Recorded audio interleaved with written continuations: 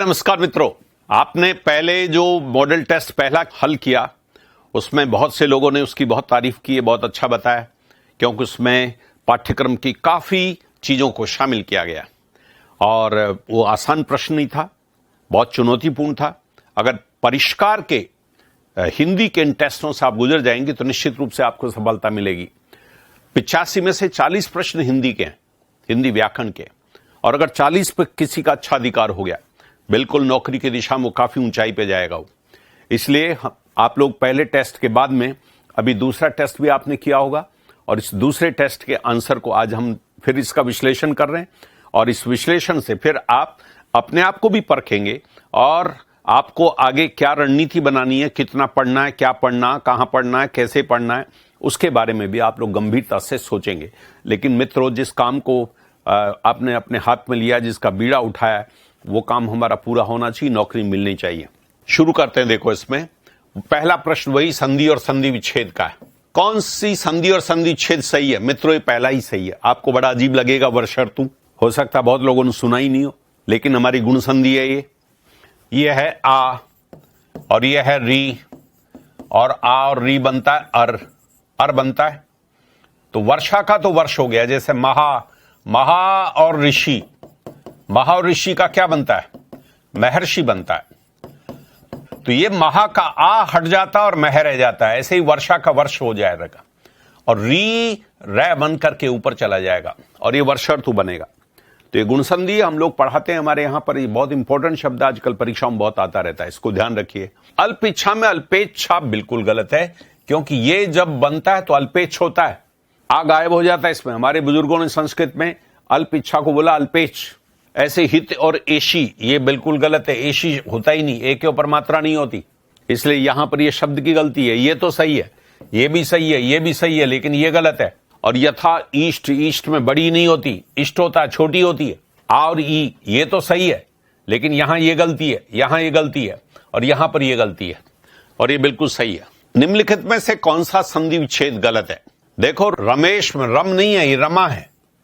रमा लक्ष्मी को कहते हैं। रमा का ईश कौन? विष्णु, बहुरी समास है। और विश्व अमित्र, अमित्र नहीं होता, मित्र होता है।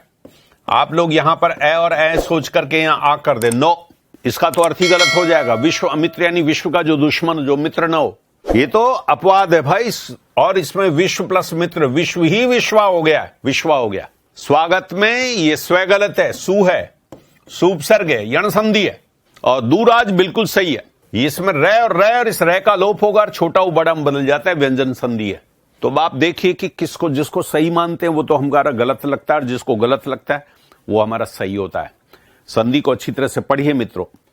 परीक्षाओं में जो ऐसे ही व्याकरण के कुछ प्रश्नों में जो 5 नंबर ज्यादा लाएगा उसकी नौकरी लगेगी साहब, इसलिए अच्छी तरह से इसको पढ़िएगा। निम्नलिखित में से कौन सा संधि विच्छेद शुद्ध है? कौन सा संधि विच्छेद शुद्ध है? देखो, यहां पर ऊपरी में गलत है, ऊपरी आना चाहिए, ऊपरी और उक्त। शावक में अयादि संधि है और ये औ आगा, औ, शौ और अक होगा, शावक। और परिणति बिल्कुल सही है, नय नय में बदलेगा, परिणति। और ये पयोधर है, विसर्ग संधि है मित्रों, पय उधर नहीं है, ए रू गुण संधि नहीं है, यह है पय और धर, जो पय को धारण करता है, बादल, ये पयोधर है, पयोधर है। तो देखो, ये विसर्ग संधि है। तो हमें थोड़ा दिमाग लगाना पड़ेगा अलग अलग से, और इस दृष्टि से संधि के सवालों को हम लोग तभी जाके सही कर पाएंगे। इसको अच्छी तरह से देखिएगा। ये आपको टेस्ट करने के लिए ये प्रश्न हमने दिए हैं, आप इनको देखिए।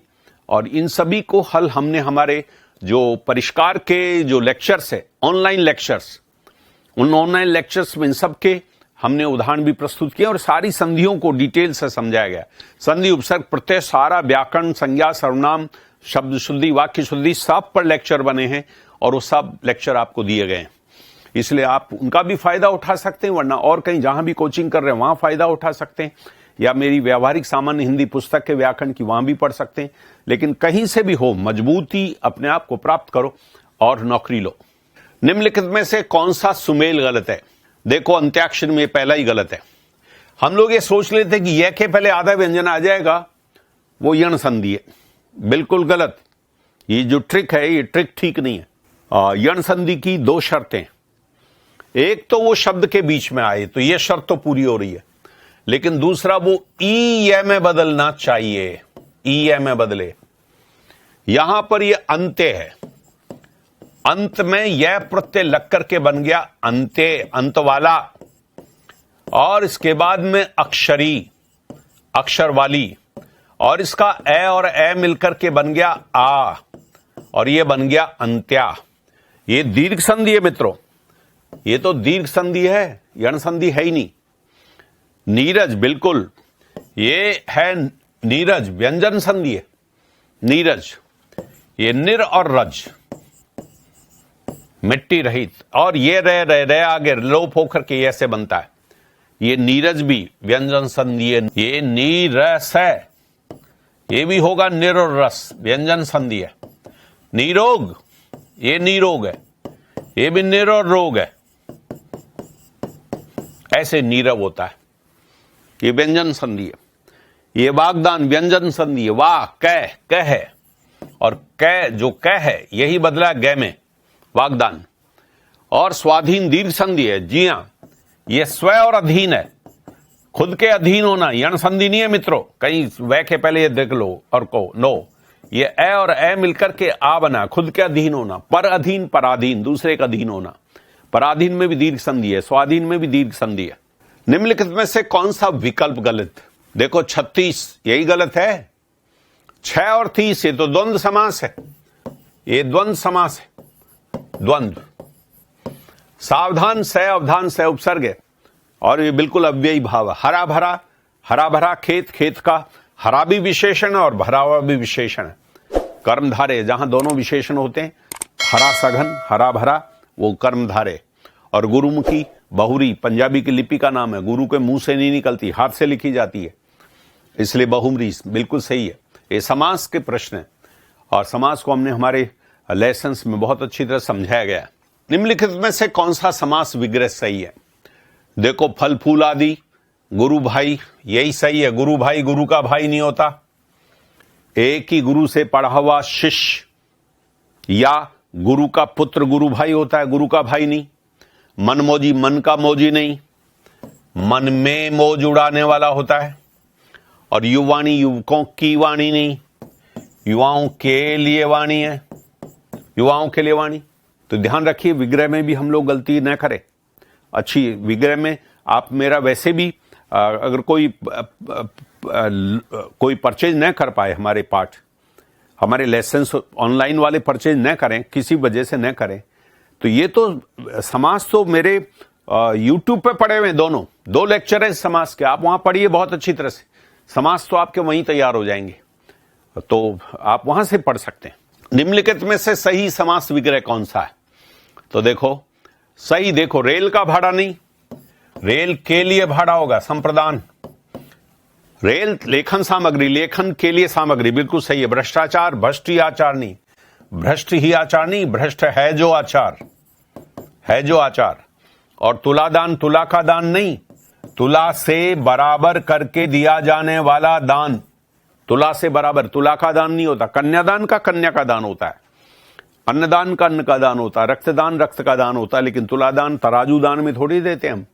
तराजू से बराबर पलड़े में किसी को बच्चा बीमार हो गया तो बच्चे को बिठाएंगे, फिर उतना दूसरे पलड़े में गेहूं रखेंगे और गेहूं दान में देंगे, ये तुलादान कहलाता है। तो उसमें तुला का दान नहीं होता, दान तो उस गेहूं का होगा। तो तुला से बराबर करके दिया जाने वाला दान ये होगा। किसी विकल्प में सभी शब्द व्यक्तिवाचक, किसी नहीं, किस विकल्प में सभी शब्द व्यक्तिवाचक संज्ञाएं, व्यक्तिवाचक संज्ञाएं। देखो देखो गीता व्यक्तिवाचक है लेकिन पुस्तक नहीं है, यमुना है। ये रहा, देखिए आप, ये बुद्धि, ये देखे हल नहीं होगा, देखे ई की मात्रा होगी। बुद्धि जो है, बुद्धि भावाचक संज्ञा है, निबंध भावाचक संज्ञा है, यौवन भावाचक संज्ञा है, तीनों के तीनों भावाचक संज्ञा है। पार्वती, गंगा और रामायण, जी हां, पार्वती बिल्कुल उमा का नाम है, शिव की पत्नी। गंगा यमुना का नाम है, रामायण पुस्तक का नाम है। तीनों के तीनों व्यक्तिवाचक है। और अनाज, गेहूं और मूंग, ये सब जातिवाचक है। तो देखो ये भावाचक है, ये बिल्कुल जातिवाचक है, और गीता और यमुना व्यक्तिवाचक है और पुस्तक जातिवाचक। किस विकल्प में? सभी शब्द भाववाचक संज्ञा है। देखो, हंसी भाववाचक संज्ञा है, पिटाई भी भाववाचक संज्ञा है, लेकिन डंडा तो जातिवाचक है। और ये रहा देवत्व, संकोच और समता। देखो, ताप प्रत्यय लगने पर भाववाचक संज्ञा होती। ये जो देवत्व, महत्व, त्वय उसमें भी होता है। संकोच, सिकुड़ना, ये भी भाववाचक संज्ञा है। अब हरियाली, पीला, ये पीला तो विशेषण है, तो हरियाली और सफेदी ये भाववाचक है, लेकिन पीलापन अगर हो जाता तो फिर भाववाचक संज्ञा होती। पीला विशेषण है। निरक्षरता, अच्छाई और पंडित, अब देखो पंडित जातिवाचक है और निरक्षरता और अच्छाई ये है। तो देखो, यहां पर पंडित ठीक नहीं है, यहां पर पीला ठीक नहीं है, यहां पर डंडा ठीक नहीं है, और ये सब ठीक है। गुणवाचक विशेषण कौन सा है? तो देखो, गुणवाचक में आधा तो संख्यावाचक हो गया, ये सार्वनामिक हो गया। यह लड़का के पहले ये आएगा, सार्वनामिक हो गया। और बाल्टी भर, ये परिमाणवाचक होगा, नुकीला गुणवाचक हो गया। तो ये परिमाणवाचक, बाल्टी भर दूध, तो बाल्टी भर मात्रा बता रहे हो ना, परिमाण है। यह है लड़का के पहले ये आ जाएगा, सर्वनाम बना है, सार्वनामिक। और आधा, पौन, चौथाई सब संख्या है। निम्नलिखित में से द्रव्यवाचक संज्ञा कौन सी नहीं है? देखो, द्रव्य पर हम पिछले टेस्ट में हमने समूहवाचक दी थी, अब की बार द्रव्य दिया है।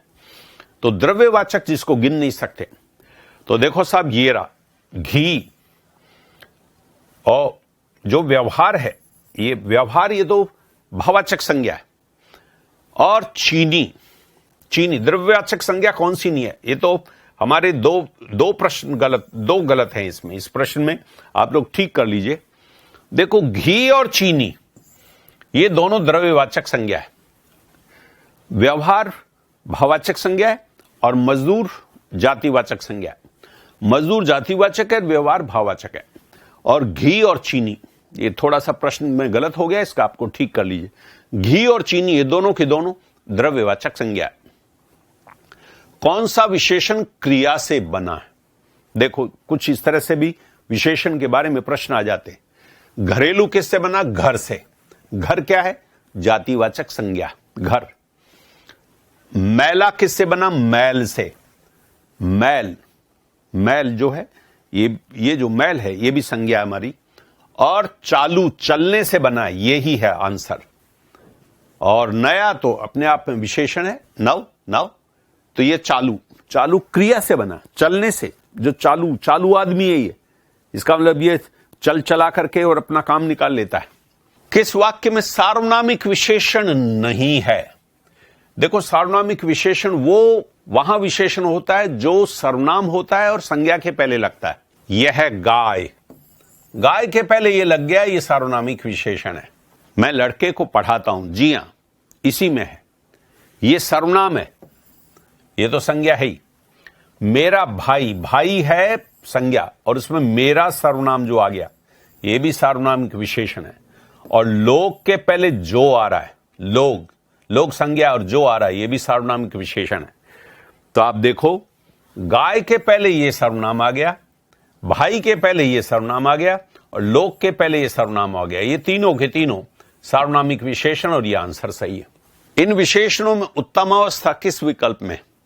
उत्तम अवस्था, देखो, विशेषणों की एक प्रकार है उत्तर अवस्था और उत्तम अवस्था। उत्तर मीन्स दो में तुलना करते हैं, और उत्तर में दो से अधिक, 3, 4, 500, 1000, लाख में तुलना करते हैं। बेस्ट, सबसे अच्छा। तो देखो, इसमें पूछा उत्तम अवस्था। उत्तम अवस्था इसमें न्यूनतम है, तम प्रत्यय लगेगा। उच्चतम, न्यूनतम, अधिकतम, ये उत्तम अवस्था है। इसमें तर लगा है, अगर ये अधिकतम होता तो ये भी होता। तर दो में तुलना करते हैं। उत्तर अवस्था, ये तो उत्तम अवस्था, और वो है उत्तर अवस्था। तो देखो, एक विशेषण की उत्तम अवस्था है और एक उत्तर अवस्था। ये उत्तम अवस्था, ये उत्तर अवस्था है। ये बहुत ज्यादा सामान्य है। के बनिस्बित, ये उत्तर अवस्था है, उत्तर के, उसके बनिस्बित वो दुबला है। तो दो में तुलना कर रहे हो ना, दो में तुलना कर रहे हो, तो फिर वह उत्तर अवस्था है। हमें खुद कुछ न कुछ करना चाहिए, इस वाक्य में कौन सा सर्वनाम नहीं है? देखो साहब, हमें हमें हो गया पुरुषवाचक सर्वनाम हो गया। कुछ न कुछ क्या हो गया, यह निश्चयवाचक हो गया। और हमें खुद क्या हो गया, ये निजवाचक हो गया। प्रश्न नहीं है इसमें, प्रश्नवाचक कौन और क्या होते हैं वो नहीं है इसमें। संबंधवाचक सर्वनाम कौन सा है, ये रहा संबंध है। जय को पकड़ लो आप, संबंध जो, जिसे, जिन्होंने, ये सब जय। क्या है, कौन सा प्रश्नवाचक है। कुछ कौन सा है, अनिश्चयवाचक है। वह कौन सा है, पुरुषवाचक है। वह पुरुषवाचक, अन्य पुरुष। कुछ अनिश्चयवाचक, क्या प्रश्नवाचक, और जिसे संबंधवाचक। ये देखो व्याकरण है, व्याकरण को अच्छी तरह से पढ़ लो, समझो। व्याकरण में से 85 में से 40 प्रश्न आएंगे आपके, और 40 प्रश्न में बहुत अच्छा कर लोगे तो बस बेड़ा पार है। किस वाक्य में द्विकर्मक क्रिया है, देखो द्विकर्मक में 2 कर्म आते हैं। योगी उठकर फिर सो गया, उठकर में ये जो कर आ गया ये तो पूर्वकालिक क्रिया है, कर लग जाता उसमें। मां बच्चे को खाना खिलाती है, बच्चे के बाद में को आ गया, ये रही क्रिया, यही आंसर है। क्या खिलाती है, खाना खिलाती है। तो क्या का उत्तर एक कर्म, तो ये आ गया। और एक कर्म का कारक चिन्ह आता है ये, तो द्विकर्मक वहां होता है कि एक कर्म के आगे तो को लग जाता है, को कर्म कारक का चिन्ह है। और दूसरे का प्रश्न होता है, क्रिया के पहले क्या प्रश्न पूछो, क्या खिलाती है, खाना, आंसर आ गया। तो एक कर्म तो ये हो गया और एक कर्म ये हो गया, द्विकर्मक क्रिया हो गई। मोर आसमान में उड़ रहा है, इसमें तो कोई कर्म ही नहीं है, अधिकरण है में। शुचि बच्चे को सुलाती, इसमें को तो आ गया लेकिन सुलाती है, ये बच्चे को सुलाती यहां पर। अब यहां पर एक ही कर्म है बस, और कुछ नहीं। सकर्मक क्रिया किस वाक्य में, देखो सकर्मक क्रिया, बच्चा पतंग उड़ा रहा है तो यही तो है। क्या उड़ा रहा है, पतंग, ये पतंग ही तो कर्म है। विपुल गहरा सो रहा है, बस गहरी नहीं गहरा सो रहा है। सोना अकर्मक क्रिया। चिड़िया डाल पर बैठी है, बैठना अकर्मक क्रिया। डाल पर, ये तो अधिकरण है, कर्म नहीं है। पर आ गया, पर अधिकरण कारक है। और गिलहरी मैदान में भी अधिकरण है, ये अधिकरण है। फुदक रही है, फुदक नहीं है। क्या फुदक रही है, फुदक रही है, तो इसलिए ये भी अकर्मक क्रिया है। चलिए अगला प्रश्न लेते हैं। निम्नलिखित वाक्य में कौन सी क्रिया नहीं है, क्रिया पर प्रश्न है, कौन सी क्रिया नहीं है। लड़का खाना खाकर पुस्तक पढ़ रहा है। देखो खाकर आ गया, कर आ गया, तो कर आ गया तो पूर्वकालिक क्रिया होगी ना। और क्या पढ़ रहा है, पुस्तक पढ़ रहा है, पुस्तक कर्म आ गया ना, तो सकर्मक क्रिया हो गई। और संयुक्त क्रिया पढ़, ये तो रही मुख्य, और ये 2 सहायक क्रियाएं हो गई। पढ़ रहा है तो ये संयुक्त क्रिया हो गई। कौन सी क्रिया नहीं है, प्रेरणार्थक क्रिया नहीं है मित्रों। प्रेरणार्थक क्रिया होती पढ़वा रहा है, वाह, अगर वाह आ जाता, पढ़वा रहा है, वाह आना चाहिए प्रेरणार्थक क्रिया में, वो प्रेरणार्थक क्रिया। बाकी अब आप देखो, एक प्रश्न से हम 3 प्रकार की क्रियाएं आपको इसमें बता रहे हैं, 3 प्रकार की क्रियाएं पहचान। इसका मतलब इतना ज्यादा डिटेल में एक प्रश्न नहीं आने वाला आपके यहां एक आ जाएगा, पूर्वकालिक क्रिया कौन से वाक्य में, बस। लेकिन एक प्रश्न से आप 3 क्रियाएं तैयार कर रहे हैं, इसलिए परिष्कार के जो टेस्ट हैं ये बहुत पावरफुल है। वो ये समझिए कि 40 प्रश्न नहीं है, ये 40 समझो 150 प्रश्न है। 150 प्रश्नों को 40 में डाल दिया गया। तो अगर आप इन 40 से गुजर जाते हैं तो 150 प्रश्नों की ताकत पैदा कर लेते हैं। ये इसका फायदा है। ये हमारे पढ़ाने में, लेसन्स में भी ऐसा ही किया हमने। जो परिष्कार के लेसन्स तैयार किए उसमें इतना ज्ञान भर दिया है कि एक एक लेसन में, एक एक चीज में, टॉपिक में पूरी उस तरह से तैयारी होती जाती है, टॉपिक के सभी पक्षों की। आगे चलिए देखिए, किस वाक्य में कालवाचक क्रिया विशेषण है। काल, समय, क्रिया का समय बताया जाएगा। लड़का धीरे दौड़ रहा है, धीरे तो ये तो रीतिवाचक विशेषण है। कैसे दौड़ रहा है, धीरे दौड़ रहा है। वह लगातार मेहनत कर रहा है, जी हां, लगातार क्या बताता है, समय बताता है, निरंतरता बता रहा है, समय की निरंतरता बता रहा है। लोग बहुत पढ़ रहे हैं, बहुत क्या बताता, परिमाण बताता है। और लड़का इधर बताता है, इधर बैठा है, ये स्थान है, ये परिमाण है। और ये रीति है और ये काल है, कालवाचक। देखिए एक प्रश्न है, एक प्रश्न और चारों प्रकार के क्रिया विशेषण आ गए, चारों प्रकार के क्रिया विशेषण आ गए। यह है प्रश्न बनाने की ताकत। सारे विकल्प दे दिए इसी में। प्रश्न तो यह पूछा केवल कि बताइए कालवाचक कौन सा है, लेकिन बाकी 3 जो और विकल्प है वो भी आपके काम के हैं, और इसलिए इसी में 4 प्रश्न बच सकते हैं कि बताइए स्थानवाचक कौन सा है, ये रहा स्थानवाचक। बताइए परिमाणवाचक कौन सा है, ये रहा परिमाणवाचक। बताइए रीतिवाचक कौन सा रहा, ये रहा रीतिवाचक। चारों प्रकार के क्रिया विशेषण देकर के एक प्रश्न बनाया गया। किस वाक्य में रीतिवाचक क्रिया विशेषण नहीं है, रीतिवाचक नहीं है? देखो मंद मंद चल रही है, कैसे? रीति का संबंध किससे है? कैसे? हमारे लेसन्स में लिखा पड़ा है। रीति मीन्स कैसे, परिमाण मीन्स कितना, काल मीन्स कब, और स्थान मीन्स कहां। ये 4 प्रकार के प्रश्न है, कब, कहां, कितना और कैसे। इसी से 4 प्रकार के रीतिवाचक क्रिया विशेषण तैयार हो जाते हैं। ये हमारे लेसन्स में बहुत अच्छी तरह से इस उदाहरण के साथ, इन्हीं प्रश्नों के साथ में स्पष्ट किया गया पढ़ाते समय। तो देखो कैसी चल रही है, मंद मंद चल रही, रीतिवाचक क्रिया विशेषण है। लड़का जोर से दहाड़ रहा, कैसे दहाड़ रहा? जोर से दहाड़ रहा है, और जरूर आएंगे ये भी है। और मैं बहुत थक चुका हूं, बहुत कम थक चुके हो, बहुत परिमाणवाचक है, ये परिमाणवाचक, और यही आंसर है, मैं बहुत थक चुका हूं। और ये तीनों के तीनों रीतिवाचक क्रिया विशेषण है। इसमें इस प्रश्न में रीतिवाचक जो बहुत इंपॉर्टेंट है, रीतिवाचक को बहुत अच्छी तरह से मजबूत किया गया है। तुम जितना बोलोगे उतना ही थकोगे में कौन सा क्रिया विशेषण है? तुम जितना बोलोगे, कम बोलोगे ज्यादा बोलोगे, यह है परिमाणवाचक। जितना बोलोगे उतना ही थकोगे, कम बोलोगे कम थकोगे, ज्यादा बोलोगे ज्यादा थकोगे। परिमाण बता रहे हो आप, जितना बोलोगे उतना ही थकोगे। काल की दृष्टि से कौन सा युग्म गलत है? देखो फिर एक प्रश्न में 4 काल जोड़ दिए गए। अब इसमें कल वर्षा हो सकती है, संभाव्य भविष्य बिल्कुल सही है। नदी में बाढ़ आ चुकी थी, चुकी पूर्ण और थी, पूर्णभूत है, सही है। और गर्मी के बाद वर्षा होती है, अपूर्णभूत नहीं है, ये तो सामान्य वर्तमान काल है। सामान्य बात है, गर्मी के बाद वर्षा होती है, ये सामान्य वर्तमान है, सामान्य और वर्तमान। और कल हम परीक्षा दे रहे होंगे, कल दे रहे होंगे ना, इसलिए तो भविष्य है, और दे रहे होंगे इसलिए सातत्य है। कल हम परीक्षा दे रहे होंगे। चलिए मित्रों अगला प्रश्न लेते हैं। काल की दृष्टि से कौन सा युग्म गलत है? देखो फिर इसमें 4 काल आ गए। सुमित पढ़ रहा है वर्तमान काल है, और पढ़ रहा सातत्य, सही है। लोग चले गए होंगे, यही गलत है। चले गए, चले गए, गए क्रिया आ गई, गए तो वर्तमान नहीं है, भूतकाल है, तो ये संदिग्ध भूत होंगे तो सही है। संदिग्ध होंगे से संदिग्ध होगा, अनिश्चितता पैदा कर रहे हैं। लेकिन चले गए, गए क्रिया को ध्यान में रखिए, ये है। अगर लोग चले जाते होंगे, चले जाते ते तय वर्तमान काल है, तब संदिग्ध वर्तमान काल होगा। और चले गए होंगे, ये भूतकाल है, संदिग्ध भूतकाल। फसल कट गई, सामान्य भूत है, बिल्कुल सही है।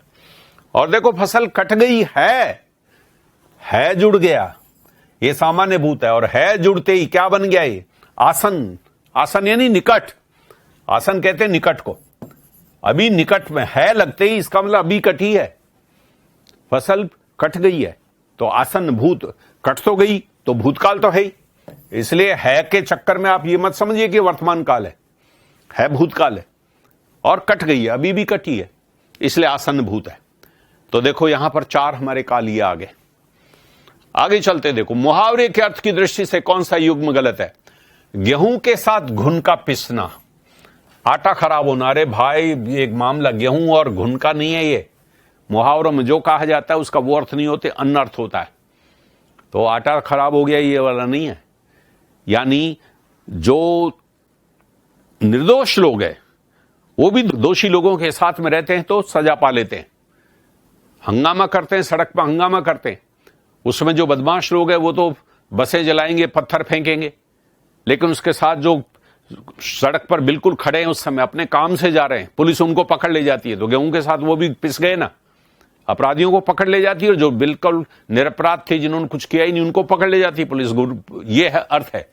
तो इसका मतलब है कि जो निर्दोष लोग हैं वो भी दोषी लोगों के साथ में दंडित होते हैं, यह अर्थ है इसका। आटा खराब होने का मसला नहीं है, बाकी सब सही है, इनको आप पढ़ लीजिए। ये देखिए, मुहावरे का अर्थ की दृष्टि से कौन सा युग्म गलत है? धूप में बाल सफेद न होना, यानी अनुभव लेना। किसी के बाल कहते हैं कि भाई साहब मेरे धूप में बाल सफेद नहीं हुए हैं, जिंदगी में अनुभव लिया तब जाकर के बाल सफेद हुए हैं। बाल सफेद होना मतलब उम्र बड़ी उम्र का होना, और वह अनुभव के साथ बड़ी उम्र का होना, यह है। तो स्वस्थ रहने का इसका कोई मतलब नहीं है, यह अर्थ नहीं है। धूप में बाल सफेद न होने का मतलब है अनुभव के द्वारा ज्ञान प्राप्त करना। बाकी सब सही है, इसको आप पढ़ ही लेंगे, अब बाकी में कोई बात नहीं है। निम्नलिखित काव्य में किसका अर्थ गलत है? देखो, कौवा चले हंस की चाल। है तो कौवा काले रंग का, और हंस जो बहुत अच्छा विवेक, दूध का दूध पानी का पानी कर दे, हंस अच्छा पक्षी माना जाता है, कौवा चालाक पक्षी माना जाता है। एक चालाक व्यक्ति और ऐसा व्यवहार करे भले आदमी का, उसे कहते हैं कौवा चले हंस की चाल, कि ये तो है तो थोड़ा दुष्ट, देखो कैसा अभी भला बन रहा है बदमाश, राजनीतिज्ञ, भ्रष्ट व्यक्ति, लेकिन चुनाव के समय कि मैं आपकी जनता सेवा करूंगा, बहुत अच्छी तरह से काम करूंगा। कौवा चले हंस की चाल, यह है। कमजोर व्यक्ति का विकास करना, बिल्कुल यह अर्थ नहीं है। एक दुष्ट व्यक्ति का अच्छे व्यक्ति की तरह व्यवहार करना, और वो भी प्रदर्शन करना किसी समय विशेष में, उसे कहते ही। तो यह गलत है इसका। और देखिए, चोरन कुतिया मिल गई पहरा किसका दे।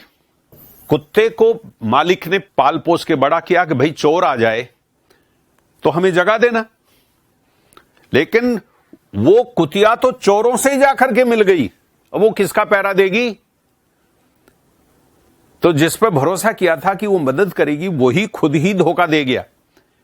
तो जिस व्यक्ति की जिम्मेदारी थी सुरक्षा करने की, वो तो खुद ही जाके चोरों से मिल गया। चोरों द्वारा कुतिया का अपना बना लेना ना, यहां चोर और कुतिया का सवाल ही नहीं है।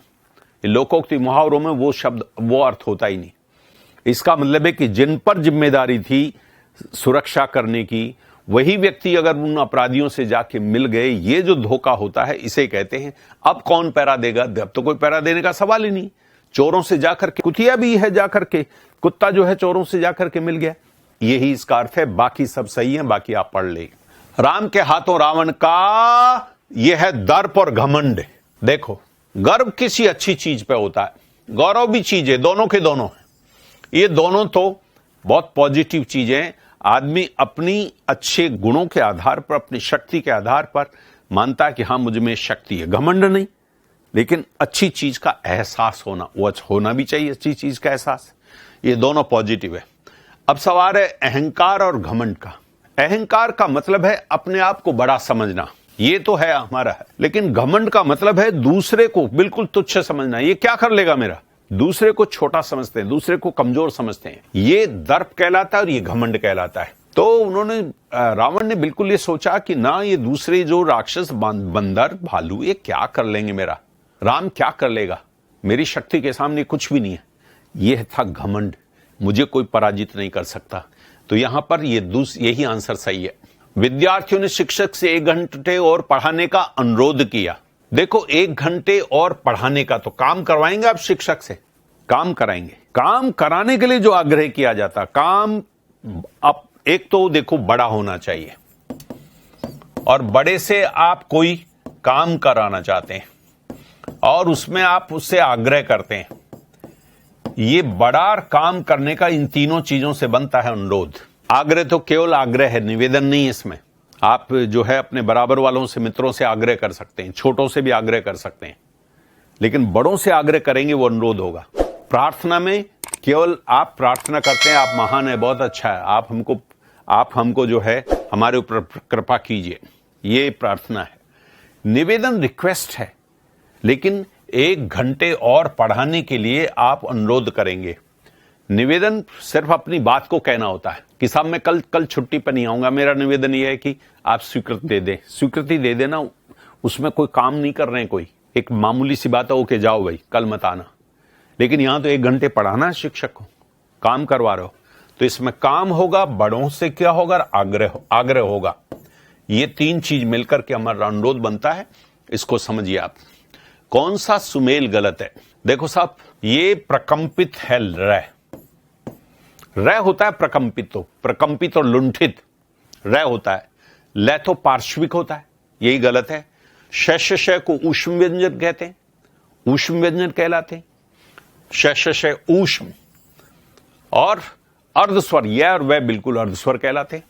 और स्पर्श व्यंजन है कह बिल्कुल कह स्पर्श व्यंजन है। यह हमारे व्यंजनों के 5 प्रकार के आधार पर वर्गीकरण है। ये मैंने अपनी पुस्तक में भी खूब दे रखा है, हमारे नोट्स में भी जो दिए गए हैं आपको उनमें भी यहां है, और मेरे लेक्चर जो दिए गए हैं इसमें व्यंजन का जो वर्गीकरण दिया गया है उसमें खूब अच्छी तरह से समझाया है। इसलिए तो आप इसको, ये जो हमारा ऊष्म व्यंजन है इसको संघर्षी भी कहा है। संघर्षी व्यंजन भी है और ऊष्म व्यंजन भी। संघर्ष होता है तो हवा गर्म हो जाती है, इसलिए शय वो है। और ये हमारा आंसर है। आगे देखिए कौन सा युग्म गलत है। ये थोड़ा ध्यान रखिए, व्यंजन जो दिए गए हैं वो खासतौर से इन व्यंजनों को अच्छी तरह से पहचानते हैं नहीं, इस पर प्रश्न आ जाएगा। क्षय का मतलब क्या है? आधा क और शय, बिल्कुल सही है। अगर ये कक्षा है, कक्षा, इसका मतलब क्या होता है? क होता है। लिखेंगे तो ऐसे, बोलेंगे यही। इसमें क भी है और इसमें शय भी है, कक्षा। त्रय में ये तय है, ये ऊपर वाली जो पंखुड़ी है ये तय की पंखुड़ी है, त्रय, और ये ही गलत है। ये दरअसल ये रहा, ये जय। हम लोग उत्तर भारत में इसको ज्ञान बोलते हैं, उच्चारण गलत है। यह हमारा शब्द है ज्ञान, और इसको हम लोग बोलते हैं ज्ञान, जबकि ज्ञान नहीं होता, यह होता है ज्ञान। इसलिए ये गलत है, यही गलत है। और शय में बिल्कुल ये शय, ये तालव्य शय है, तालव्य शय का रूप है, यही श्रेय। और ये 2 स्थितियों में लिखा जाता है। ये 2 में, एक तो रे लगाना हो तो श्रम, श्री, श्रेय, तो जब भी रे लगाना हो तब आप इसको इस्तेमाल करते हैं, नंबर 1। नंबर 2, री लगाना हो, ये श्रृंगार, ये श्रृंखला, श्रृंग, चोटी को भी कहते हैं, सींग को भी कहते हैं। जब भी री लगाना हो तब भी आप इसका इस्तेमाल करते हैं। तो रे और री लगाने पर आप इसका इस्तेमाल करते हैं, इसका नहीं। यह हमारी देवनागरी लिपि का नियम है। तो आप खास तौर से इसको ध्यान रखिए, इसमें ये कंफ्यूजन पे, इस पर प्रश्न आ सकता है। कौन से व्यंजन तालु, वर्ष या तालव्य हैं? ये देखो, ये वाला हमारा यही है, तालु, वर्ष और तालव्य। ये हमारे कंठ या कोमल तालव्य, ये हमारे दंते और ये हमारे ओष्ठ हैं, और ये तालु या तालु वर्ष से। संस्कृत में ये तालव्य थे, लेकिन हिंदी व्याकरण में इनको तालु वर्ष से कहा गया। तालु और वर्ष कहते मसूड़ा, तालु और मसूड़े के पास में जीभ लगकर के उच्चरित होते हैं, इसलिए कहलाते हैं तालु वर्ष। किस शब्द समूह में सभी पर्यायवाची नहीं है? तो देखो साहब, इसमें नहीं है। जलधर, अंबुद और वारिद, ये बादल है, जल को धारण करता है बादल। अंबु पानी को कहते हैं और वारी भी पानी को कहते हैं, इनमें दय लग गया। पानी को जो देने वाला दय वो बादल होता है, तो ये हमारा बादल है। अगर यहां पर अंबुज होता और वारिज होता तो फिर जन्म लेने के आधार पर हो जाता कमल, वारिज और अंबुज कमल हो जाता। और अगर यहां पर धी होता, अंबुधी और वारी धी, तो धी भंडार को कहते हैं, ये हो जाता समुद्र। तो देखिए यहां पर 3 चीजें, अच्छी तरह से ध्यान दीजिए, सब मैंने मेरे व्याख्यान में पढ़ा है खूब। अंबुध बादल, अंबुज कमल और अंबुधी समुद्र। वारिद बादल, वारिज कमल और वारिधि समुद्र। ये तीनों से आप काफी शब्दों को समझ सकते हैं। ये पयोधी, पय धी, धी भंडार हो गया, वही पय है, धी विसर्ग संधि है, पय धी, ये समुद्र है। नदीश, नदियों का ईश, नदियों का मालिक।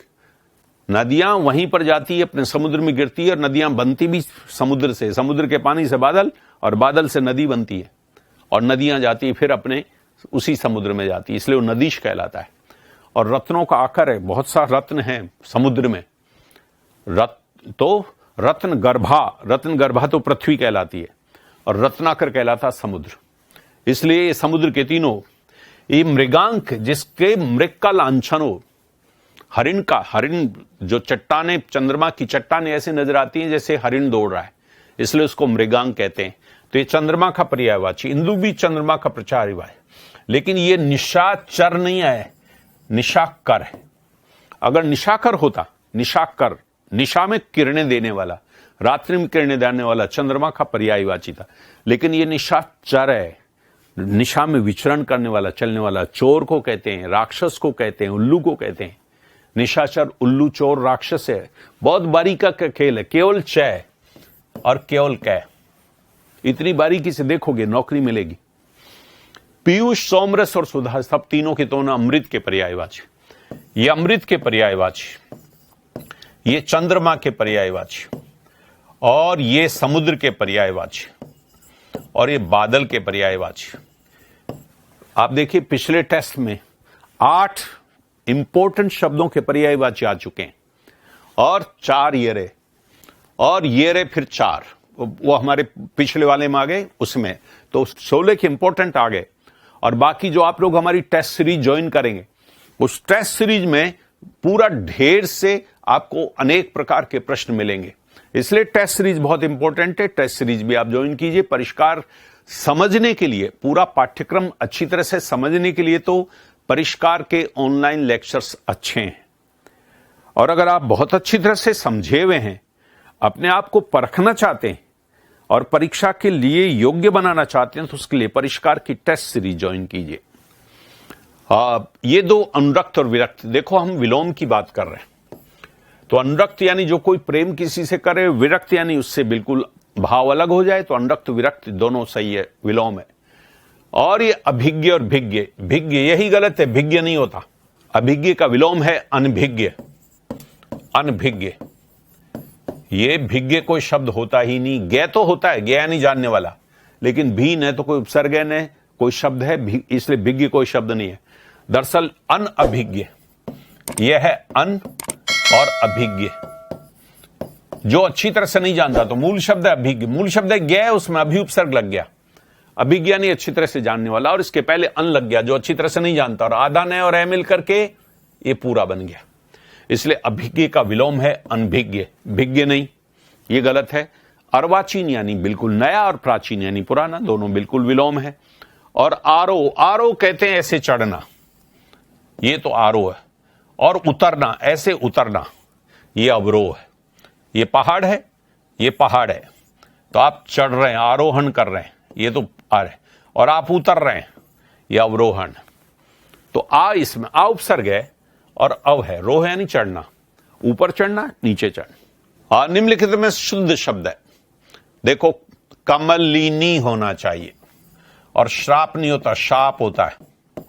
श्राप हम बोलते हैं गलत, श्राप। और ये श्रृंगार बिल्कुल सही है, और ये ठ नहीं होता, ठ होता है। ठ स्वादिष्ट है, हम लोग ठ बोलने में जोर आता है इसलिए ठ बोल देते हैं, स्वादिष्ट, और ट ही लिख देते हैं, गलत। इष्ट प्रत्यय इसमें प्रत्यय है इष्ट है, स्वाद, स्वाद के साथ में इष्ट प्रत्यय लग करके बनता स्वादिष्ट। वरिष्ठ, गरिष्ठ, कनिष्ठ। निम्नलिखित में से शुद्ध शब्द है, देखो शुद्ध शब्द, अगर ई लग गया तो री आएगा सब। ये सब शुद्धि में खूब डिटेल में पढ़ाया जा चुका है हमारे लेक्चर्स में, सब अनुग्रहित। कवित्री में ये वह, कवि तो सही है, लेकिन वह आएगा और ई आएगा, यहां आएगा, वह यहां नहीं आएगा, कवित्री। और ईर्ष्या बिल्कुल सही है ये। और ऐश्वर्य में एक के ऊपर मात्रा आएगी, ईश्वर में यह प्रत्यय लगा है, यह है ईश्वर, और ईश्वर में यह प्रत्यय लगा, और यह प्रत्यय के प्रभाव से ई किस में बदल गया, आई में बदल गया, और यह प्रत्यय आधार है होकर के ये इसके ऊपर गया। ईश्वर में यह लगने से बनता है ऐश्वर्य, ईश्वर जैसी सामर्थ्य वाला, संपन्न। कौन सा वाक्य शुद्ध है? देखिए, भौरे फूलों का पराग पी रहे हैं, तो भाई पराग तो होता ही फूलों का है, तो भौरे पराग पी रहे हैं यही पर्याप्त है। पराग और कहां मिलता है, फूलों में ही तो होता है, तो यह अनावश्यक है ना। अपराधी दंड देने के योग्य नहीं है, देने के योग्य तो न्यायाधीश होता है, दंड पाने योग्य है, दंड पाने योग्य है, दंड पाने के लिए है, दंड देने के लिए अपराधी थोड़े दंड देगा। और मेरा पेन तुमसे अच्छा है, मेरा पेन तुमसे अच्छा नहीं, तुम्हारे पेन से अच्छा है, मेरा पेन तुम्हारे पेन से अच्छा है, तो ये बात इस रूप में गलत हो गया। कश्मीर में पर्यटन बढ़ रहा है, ये बिल्कुल सही है और ये बात भी सही है। कौन सा वाक्य शुद्ध है? मैंने सारे दिन भर मेहनत की। भाई, दिन भर भी कर दिया और सारे दिन भी कर, या तो सारे दिन मेहनत की या फिर सारे को हटाओ, दिन भर मेहनत की। बच्चे छत पर उछल कूद कर रहे हैं। जी हां, ये सही है, बच्चे छत पर उछल कूद कर रहे हैं, इसमें कोई बात नहीं। नौजवान या जवान भी आ गया और युवक भी आ गया। या तो नौजवानों को कठिन मेहनत करनी चाहिए या युवकों को कठिन मेहनत करनी चाहिए। नौजवान और युवक एक ही तो बात है। और दरअसल में, या तो असल करो, या तो कहो असल में, या कहो दरअसल। ये दर और में एक ही बात है। ये दर फारसी भाषा का और ये में हिंदी का है।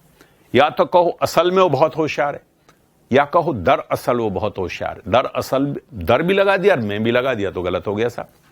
देखो, हमारा ये अंतिम हमारा प्रश्न है इसका। मतीरारो भारो बांधनो। मतीरों को बांधना बहुत भारी काम है। आप कहीं पर भी लुगड़ी में बांध के ले जाते, पोट है, किसी चद्दर में बांध करके ले जाते थे पहले। खेत में से मतीरे तोड़े और घर ले जाओ। अब मतीरों को बांधना आसान थोड़ी है। जैसा तय वैसा का थोड़ी रखोगे आप।